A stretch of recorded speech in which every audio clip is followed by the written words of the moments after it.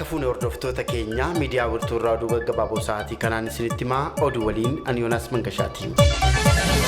Ayyaanni Eid al-Adhaa waggaa 1444ffaan naannolee Itoophiyaa hundatti karaa nagaan kabajamee ooleera. Naannoo Oromiyaatti magaalaa Finfinnee dabalatee bakka hundatti bakka abbootiin amantaa, aangawoonni mootummaa fi hordoftoonni amantichaa argamanitti sirna amantaa hawwataa ta'een kabajamee oolee jira. Naannoo Tigraay bakka pirezidantiin yeroo naannichaa Obbo Geetaachoo Raddaa abbootiin amantaa fi hordoftoonni amantichaa argamanitti kabajameera.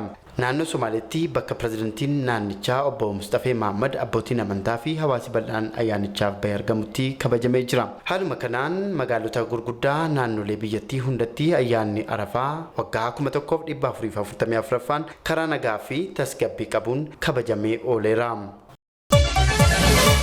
Sirni salaataa ayyaana Arafaa nagaan xumuramuu qindoomni humna waloo nageenyaaf tasgabbii beeksisee jira. Sirni salaataa kun nagaan eegalamee akka xumuramuuf qaamolee tumsan hundaa humnichi galateeffatee jira. Ayyaanni Arafaa kan waggaa 1444ffaan istaadiyeemii Finfinneetti sirna duudhaa amantichaa eeggateen kabajamuusaas eereera. Hawaasa magaalaa Finfinnee qaamolee nageenyaaf hawaasa musliimaa nageenyi duudhaasaa ta'uu mirkaneesse gumaacha isaan nagaaf qabanii fi humnichi galateeffatee jira.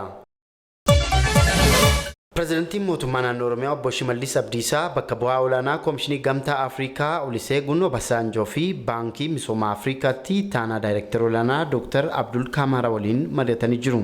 Jila kunneen waliinis marii gaggeessaniin inisheetivoota haaraa oomisha qonnaa akkasumas sona oomishaalee qonnaa dabaluuf fudhatamaa jiran ilaalchisee muuxannoo naannoo fi biyyi horatan irratti mari'achuu miidiyaa hawaasummaa isaaniin ibsanii jiru. Pirezidantii Shimallis Abdiisaa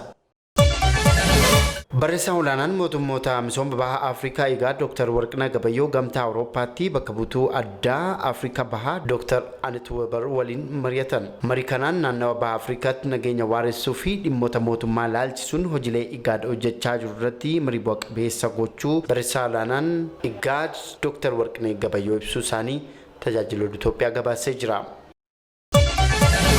Oduu maddeen alaarraa arganneen fincila gareen Wagner sanbata darbe Raashiyaatti gaggeesseen paayiletoonni biyyattii garichaan loluuf bahan du'uu pirezidaant Puutiin himanii turan jedhe BBC. Pirezidaantiin Raashiyaa Vladimir Puutiin kaleessaa isaa taasisaniin waa'ee paayiletota du'anii paayiletoota gootota kufan jechuun ibsan. Haa ta'u garuu lakkoofsa paayiletota du'anii yookaan xiyyaarota waraanaa kuffifamanii bal'iinsaan homaa hin dubbanne. Dursaan garee Wagner Yevgeny Prigozhin duula gareensaa gara Moskootti taasisuu dhaabsisuuf xiyyaarota waraanaa haleellaa boombii fi rookeettii gaggeessaa turan gareensaa rukutee kuffisuu beeksisee jira. Xiyyaarota Raashiyaa rukutee kuffisuu isaattis gaabbiin akkatti dhaga'amu dubbatee ture. Yuukireen gamasheen gareen Wagner gaafa sanbata darbee helikopteroota 6 fi xiyyaara waraanaa tokko rukutee akka kuffisee ibsite. Gareen dhimma waraanaa gabaasan biroos teelegiraam irratti helikopterin 6 fi xiyyaarri waraanaa tokko garee Wagneriin rukutamanii kufuu gabaasanii jiru.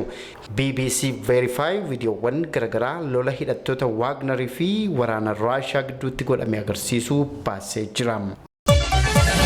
Hordoftoota miidiyaa wiirtuu oduu gaggabaaboo sa'aatii kanaaf jennu goolabneerraa irra deebi'uun Eid Mubaarak ayyaana gaarii isiniif haa ta'u.